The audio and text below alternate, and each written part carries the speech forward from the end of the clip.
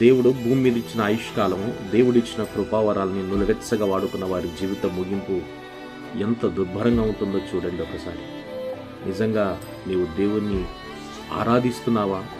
దేవుని నిజంగా నమ్ముతున్నావా? నీ జీవితము దేవునికి అంకితం చేస్తున్నావా? లేదా ఎవరి మెప్పు కొరకు భక్తి చేస్తున్నావా? నువ్వు దేవుణ్ణి ఆరాధించే క్రైస్తవునివే, ఆదివారాన్ని ఆరాధించే క్రైస్తవునివే. నులివెచ్చగా బ్రతికే వారి జీవితం ముగింపు ఎంత దుర్భరంగా ఉంటుందో.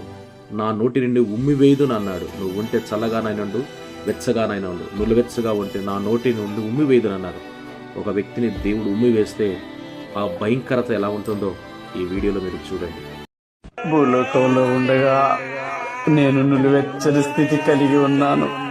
ఎంతో భక్తి కలిగి ఉండేవాడిని. ఎంతో భక్తిగా ఉంటూ ప్రార్థన కలిగి అన్ని విషయముల్లో నమ్మకం కలిగినట్లు ఉండేవాడిని. కానీ నాలో కొన్ని బలహీనతలు తీసివేసుకోలేకపోయాను. నేను ఇంటికి రాగానే భయంకరంగా సినిమాలు, టీవీలో వస్తున్న ప్రతి అర్థమైన కార్యక్రమాలను చూస్తూ ఆనందిస్తూ ఉండేవాడిని. అంతేకాదు, వ్యభిచారంతో కూడిన సినిమాలు చూస్తూ ఆనందపడేవాడిని.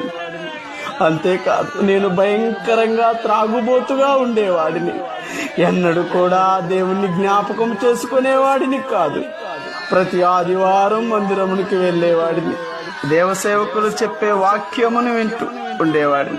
చర్చి ముగించుకొని ఇంటికి వచ్చి మరలా టీవీ పెట్టి అసభ్యకరమైన వాటిని చూసేవాడు.